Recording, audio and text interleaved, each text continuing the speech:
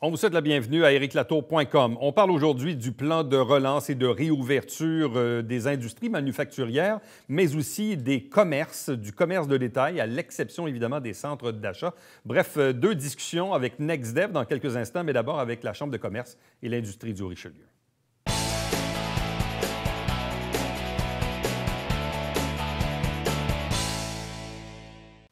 Bon, une importante nouvelle au niveau de ce retour aux opérations un peu plus normales, notamment pour les commerces ayant des portes extérieures. Et puis nous, ici, dans la région de Saint-Jean-sur-Richelieu, on est comme un peu à la limite du territoire de la CMM. Donc, techniquement, on peut ouvrir quand même, disons, une semaine avant la région de Montréal. Quels sont les impacts dans une région comme la nôtre? On en discute à l'instant avec le directeur général de la Chambre de commerce et de l'industrie du Richelieu, Michel Milot. Bonjour, bienvenue. Bonjour, merci. Est-ce que c'est un soupir de soulagement? Est-ce que c'est une première nouvelle positive quand même pour certains commerçants? C'est extrêmement positif dans le sens que les entreprises fermées créent un stress sur l'entrepreneur, sur les employés. Alors, dans une première étape, de commencer à ouvrir avec des mesures de sanitation, des mesures de distanciation, c'est vraiment une bonne nouvelle. Bon, évidemment, pour le moment, les centres d'achat sont exclus de l'équation, quoique dans certains centres d'achat, il y a aussi des commerces qui ont parfois des portes extérieures. Ça, est-ce que ça a été clarifié? Est-ce que de votre côté, vous avez un peu un son de cloche sur ce qui est possible et pas possible? Oui, en fait, tous les commerces qui ont une porte indépendante extérieure ont le droit d'ouvrir en même temps que les autres, même s'ils font partie d'un centre d'achat. Exemple, l'aubainerie peut ouvrir parce que ça part directement sur le stationnement. Par contre, les autres à l'intérieur qui n'ont pas de porte, malheureusement, vont devoir attendre possiblement là, au milieu juin. Là.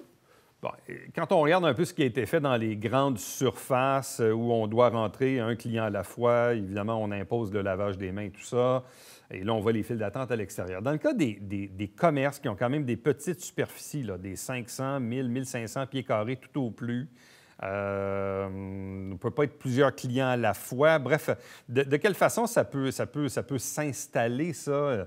Les mesures de lavage des mains à l'entrée, c'est une chose, mais la distanciation au sein d'un commerce dont la superficie n'est pas très grande. Bien, naturellement, les employés vont devoir faire le maximum pour respecter la distanciation et contrôler le nombre de clients à l'intérieur de leur commerce là, pour les prochains mois, là, pour s'assurer de freiner le plus possible le virus. Bon, oui. Non, allez-y.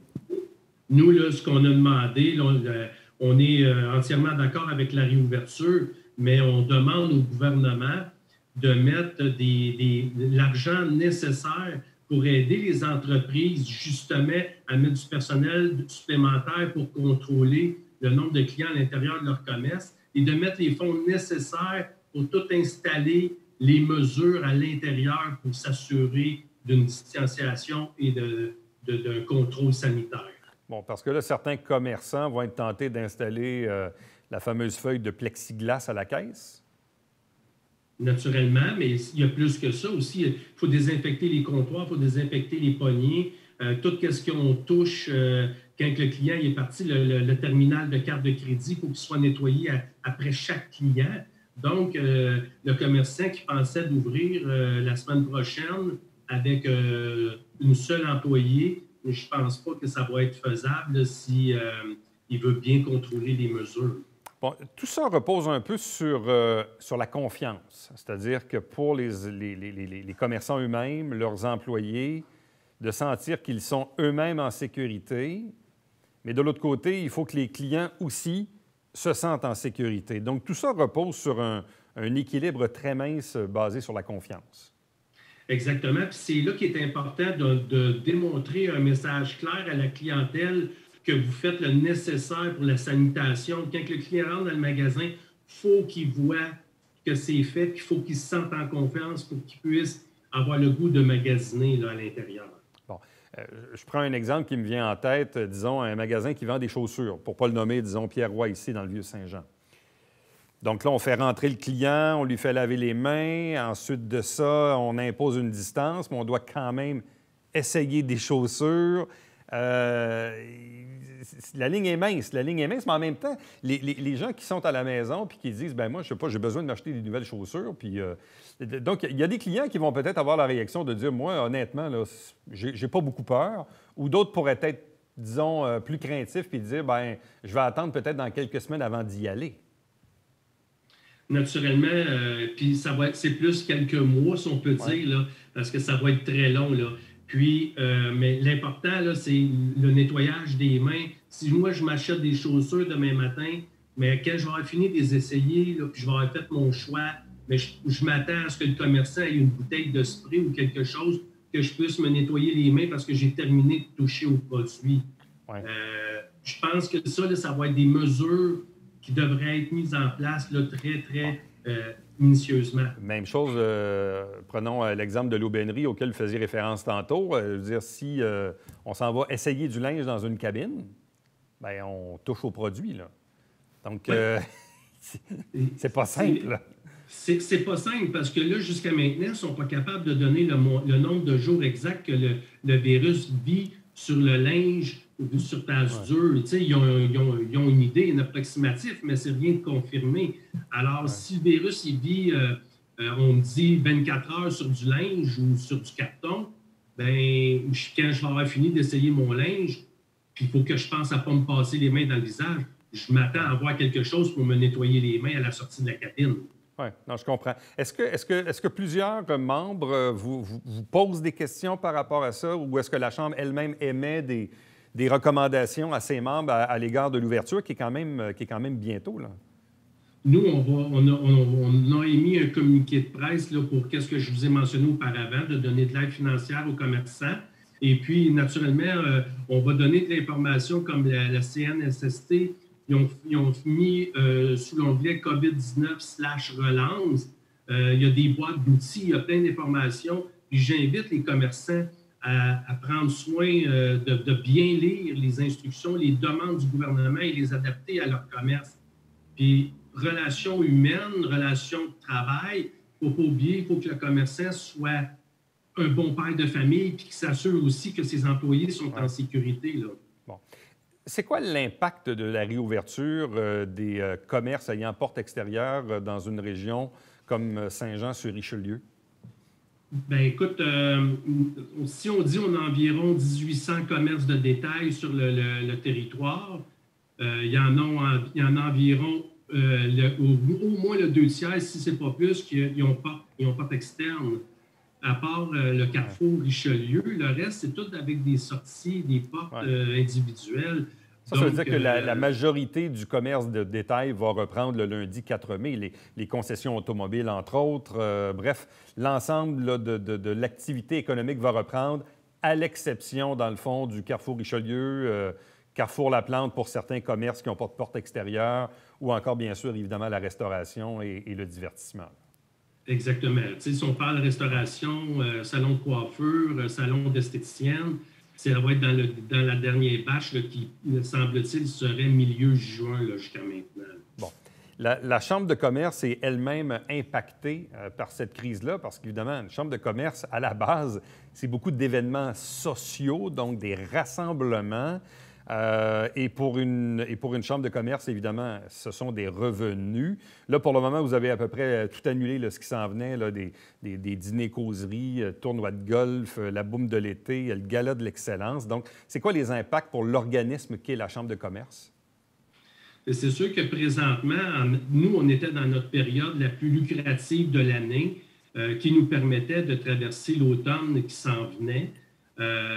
Naturellement, on a approché des différents organismes de la région pour nous donner un petit coup de main financièrement. On a pris toutes les subventions qui étaient disponibles, 75 salarial. On va faire la même demande pour le loyer, etc. Donc, on va chercher partout l'aide qu'on est capable d'aller chercher. Pour nos membres, ce qui est important de comprendre, le membership prend fin le 30 juin. Puis pour nous autres, je sais que tout le monde va être dans une situation quand même assez délicate, mais pour nous, on est obligé de l'envoyer la facture parce que c'est notre survie à la Chambre de pouvoir continuer et d'épauler les entrepreneurs. Donc, le message, c'est dans le fond, ils vont recevoir une facture, mais ça va être important de renouveler son membership assez rapidement parce que pour la Chambre, c'est une question importante, là. Oui, c'est une question importante parce que c'est 28, le membership, c'est 28 de notre budget d'argent qui rentre. Et puis là, on a commencé à travailler sur des 5, on va dire 5 à 7, là, parce que c'est le terme connu, des 5 à 7 dégustations avec conférenciers qui vont être payants. Et on se prépare à faire des dîners-conférences aussi via l'application Zoom. On va faire livrer, il va y avoir un choix de 4 menus. Puis on va faire livrer le repas à l'adresse désirée là, du participant. Ça, on va commencer ça là, dans la semaine du 15 mai environ. Bon. Pensez-vous qu'il va y avoir une réception, un appétit de la part de vos membres, des gens d'affaires, de participer à ce genre d'événement nouveau genre? C'est un gros point d'interrogation pour tout le monde. On ne sait pas ça va être quoi la participation, mais exemple, dans les 5 à 7, on va laisser un temps à certains entrepreneurs qui seront pigés au hasard de présenter leur entreprise pour essayer de créer des maillages et des liens d'affaires au lieu que ce soit physique, on va le faire de cette façon-là. Et puis, pendant le dîner-conférence, on va sûrement faire à peu près la même chose aussi pour créer des liens entre les entrepreneurs. Bon, en terminant, l'achat local n'a jamais été aussi important qu'en ce moment. C'est un beau principe idéologique là, sur lequel on tape. Là, puis, bon, moi, ça fait une trentaine d'années que j'entends des campagnes d'achat local et tout ça. Mais là, c'est plus important que jamais maintenant. Comment le consommateur peut-il développer, dans le fond, un réflexe d'achat local? Et je pense que dans la prochaine, on va dire année, là, parce qu'on a pour à peu près un an avec ce virus-là, mais je pense qu'avant de faire un clic avec votre souris, là, c'est d'aller sur le site que la Ville et la Chambre ont créé avec le Canada français, commander local, puis de voir si vous êtes capable de trouver le produit, puis d'encourager les commerçants locaux, parce que si on ne fait pas ça, il y en a plusieurs qui vont devoir fermer, puis ça va être triste de voir notre ville qui va devenir plus dormante, si on peut le dire comme ça, moins active, puis moins de choix dans nos commerces. Donc, commander local, aller sur le site des entreprises, si vous ne voulez pas vous déplacer. Je pense qu'on a un bottin commander local, tout ce qui est ouvert, sites, ceux qui ont des sites. On a un bottin qui s'en vient aussi avec où vous pouvez vous trouver des équipements de protection dans le Haut-Richelieu. Donc, il faut se poser la question, dans le fond, j'ai besoin de ceci, j'ai besoin de cela, un bien ou un service. Est-ce que c'est disponible dans ma région? Il faut se poser la question. C'est ça, dans le fond. Oui, il faut se poser la question. Puis, je veux répéter que je l'ai déjà dit, mais 100 $ dépensés dans une entreprise locale donne 45 $ dans la communauté. 100 $ dépensés dans une entreprise à une grosse bannière, sans nommer personne, donne 14 $ dans la communauté. Donc, des fois, de donner un 2 $ ou un 3 $ plus cher, peu importe, mais il y a 45 $ là, qui s'en va dans la communauté. Directement. Michel Villot, merci beaucoup. Bonne chance pour la suite. Merci à vous. Bonne journée. Restez avec nous puisqu'au retour, on ouvre cette fois sur le volet de la réouverture du secteur manufacturier.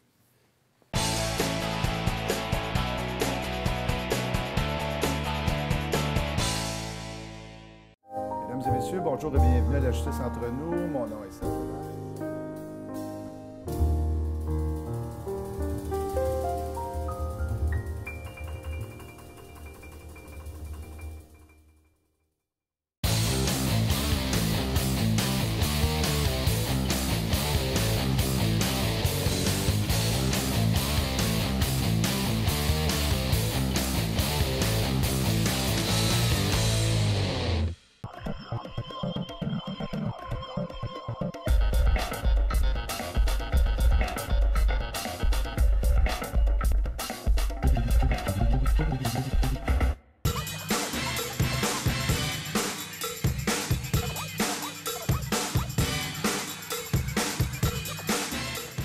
Dimanche, 9h30, Télé Bingo, on vous attend.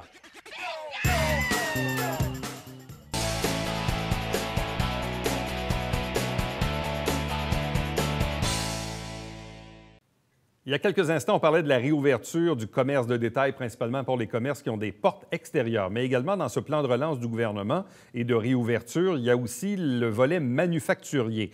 Bref, pour faire le tour un peu des impacts de début de crise et également des impacts ou des enjeux à venir pour le reste des choses. On en discute avec Sylvie Brosseau, qui est la directrice générale de NextDev, ici même dans la région du Haut-Richelieu. Bonjour, bienvenue. Bonjour, bonjour. D'abord, dans les premières semaines de crise, c'était quoi l'impact dans la région du Haut-Richelieu de la crise de la COVID et de la fermeture, je présume, de la majorité des industries manufacturières? Écoutez, nous, dès le début, on s'est assuré d'être en contact avec nos entreprises manufacturières. On a fait des sondages. Dès le début, on a fait des sondages, mais on s'est aperçu avec l'annonce rapide par le premier ministre de faire la fermeture de toutes les entreprises, sauf celles qui étaient essentielles. On a aussi dû se retourner de bord quand même assez rapidement pour refaire nos sondages. Il y en avait beaucoup qui étaient en télétravail, il y en avait qui étaient en arrêt complet et il y en avait qui ont continué aussi, celles qui étaient essentielles, à continuer d'être en opération. Donc, on avait des sondages qu'on devait avec le ministère de l'Industrie, l'économie et de l'industrie. On avait des sondages aussi qu'on devait leur fournir à toutes les semaines parce que, comme vous avez vu aussi, on a eu des programmes qui ont été annoncés au niveau des paliers de gouvernement. Et les sondages qu'on faisait, c'était aussi pour les aviser de la situation économique, pour qu'ils puissent adresser et adapter les programmes selon la situation économique. Bon, parce que c'est ça, c'est très variable d'une industrie à l'autre. Là. Je prends 2-3 exemples. Bon, prenons l'exemple de Rheinmetall, où on peut faire du télétravail, disons, majoritairement, si on veut. Dans un autre cas, Logicorp, là, qui a décidé, qui normalement fait des uniformes, a décidé aussi de produire du matériel médical. Donc là, on tombe dans la catégorie un peu des services essentiels. Donc, il y a des industries manufacturières qui sont dans l'essentiel et puis d'autres qui ont pu opérer en télétravail. Oui, effectivement. On avait, si on prend avec le sondage qui était en date de la semaine dernière, qui était en date du 24 avril, ce qu'on pouvait dire, c'est sur 203 entreprises qu'on avait rejointes, on en avait 70 qui étaient en arrêt complet, on avait 14 qui étaient en télétravail et on avait 119 qui étaient en opération. Quand même. Donc, c'était quand même bien. On avait quand même une bonne quantité d'entreprises qui étaient en opération. Et aussi, ce qu'on s'est aperçu, c'est qu'on avait aussi des entreprises qui avaient, je ne vais pas dire profité, là, mais qui avaient quand même pris des initiatives, justement, de diversifier leur production. Vous avez bien dit, au niveau de Logistique Unicorp, d'autres entreprises aussi qui ont diversifié leur production pour aller vers des produits qui étaient pour la COVID. Donc, on salue quand même ces entreprises-là qui se sont virées sur un dissous pour aller changer leur production pour faire des produits là, pour aller aider dans cette situation exceptionnelle. Qu'est-ce que représente maintenant la réouverture du secteur manufacturier là, qui se fait de façon graduelle? Bon, nous, on est à Saint-Jean, on n'est pas dans la délimitation de la CMM, donc il y a dans le fond un décalage d'une semaine. Il y a le commerce de détail aussi qui commence dans les prochains jours. Bref, ça va être quoi, dans le fond, pour nous, les impacts ici à Saint-Jean-sur-Richelieu de la réouverture du manufacturier?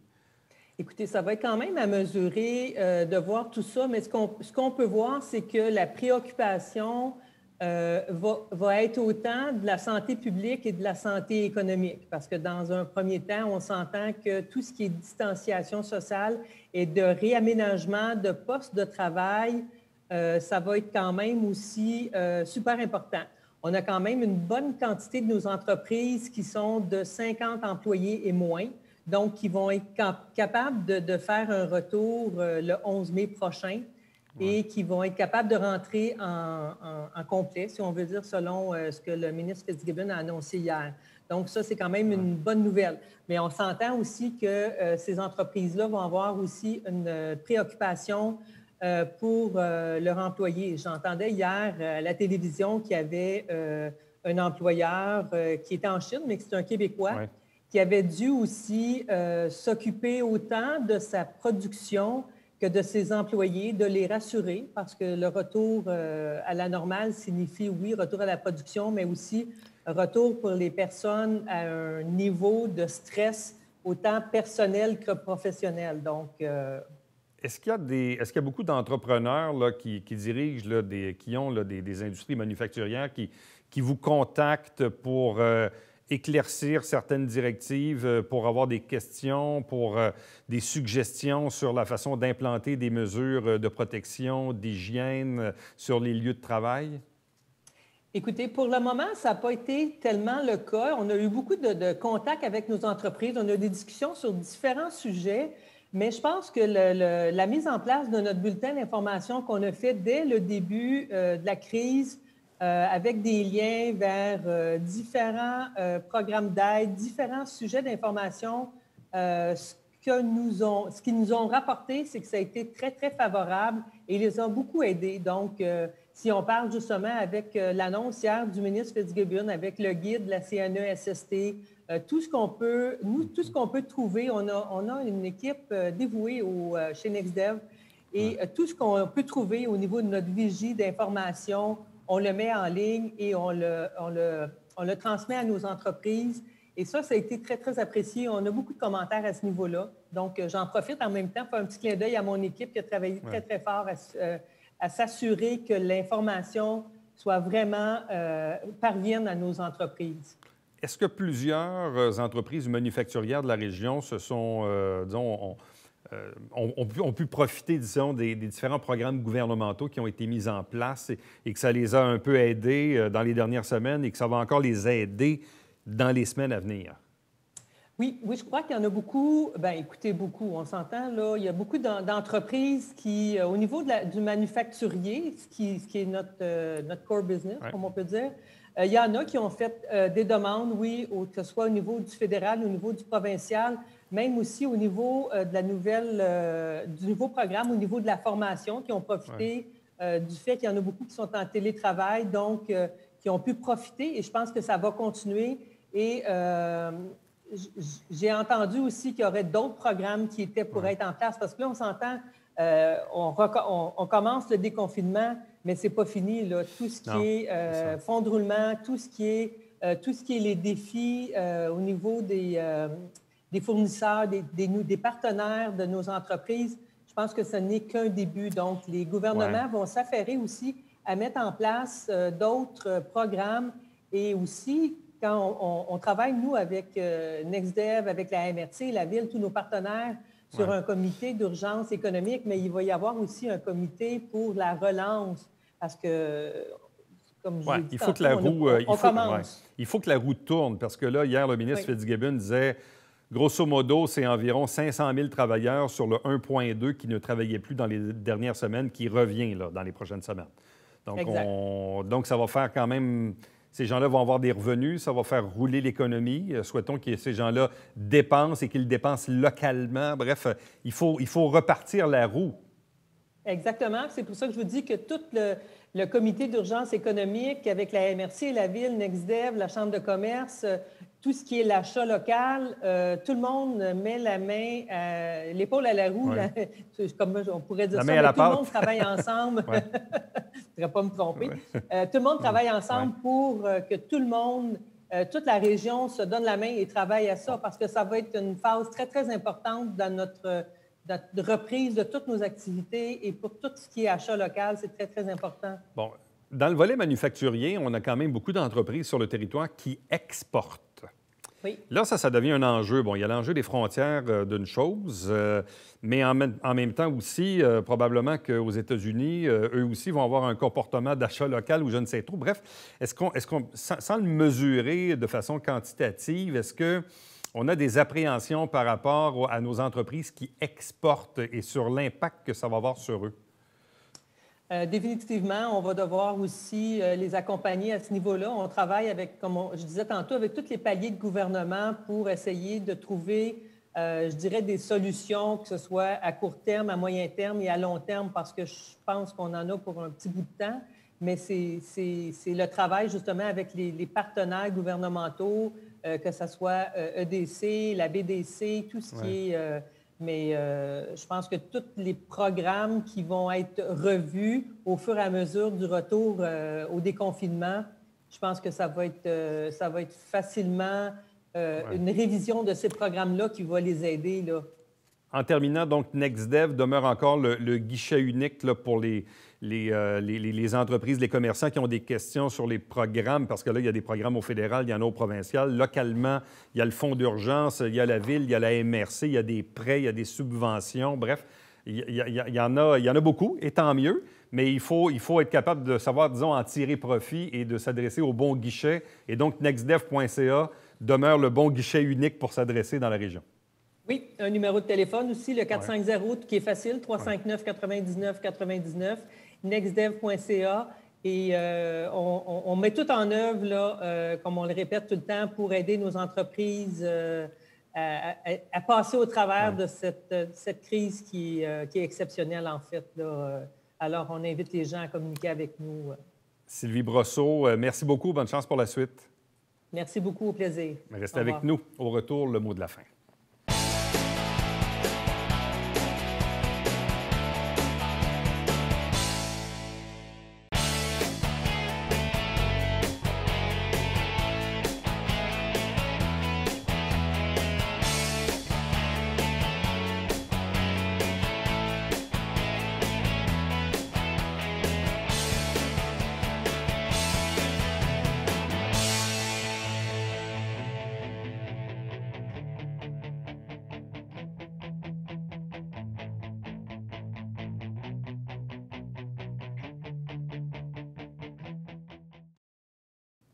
Les jardins communautaires sont de retour, notamment dans le Vieux-Saint-Jean. Et si ça vous intéresse, entre autres, vous pouvez contacter les gens du Centre de femmes du Haut-Richelieu pour avoir un petit peu plus de détails sur le fonctionnement.